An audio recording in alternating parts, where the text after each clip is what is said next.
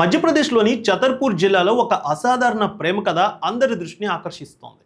Satna central జైల్లో assistant జైలర్గా పనిచేస్తున్న ఒక ముస్లిం మహిళ గతంలో ఒక కేసులో జీవిత ఖైదు అనుభవిస్తున్న హిందూ వ్యక్తిని ప్రేమించి పెళ్లి చేసుకుంది. రేవాకు చెందిన ఫిరోజా సత్నా సెంట్రల్ జైల్లో అసిస్టెంట్ జైలర్గా పనిచేస్తోంది. వారెంట్ సంబంధిత విధుల్లో ఆమె అక్కడ ఉండేవారు. అదే జైల్లో ధర్మేందర్ సింగ్ చాండ్లా అనే వ్యక్తి ఒక హత్య కేసులో జీవిత ఖైదు అనుభవించాడు. జైల్లో మంచి ప్రవర్తనతో ఉంటూ అధికారులకు పరిపాలనా పనుల్లో సహాయం చేసేవాడు. ఈ క్రమంలో ఫిరోజా ధర్మేంద్ర మధ్య పరిచయం ఏర్పడింది. స్నేహంగా మారి చివరకు ప్రేమకు దారితీసింది. అయితే వివాహానికి ఫిరోజా కుటుంబం తీవ్రంగా వ్యతిరేకించింది. అయినప్పటికీ మే 5వ తేదీన లవకుష్ నగర్లోని వారి వివాహం జరిగింది. పెళ్లికి ఫిరోజా కుటుంబ సభ్యులు ఎవరూ రాలేదు. వారి స్థానంలో బజరంగ్ దళ్, విశ్వ హిందూ పరిషత్ కార్యకర్తలు ముందుకు వచ్చారు. కన్యాదానం చేశారు.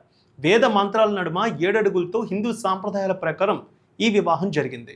వరుడు ధర్మేందర్ సింగ్ సుమారు 14 ఏళ్ల జైలు జీవితం తర్వాత మంచి ప్రవర్తన కారణంగా 4 ఏళ్ల క్రితం విడుదలయ్యాడు. అప్పటి నుంచి బయట జీవితాన్ని గడుపుతూ ఉన్నాడు.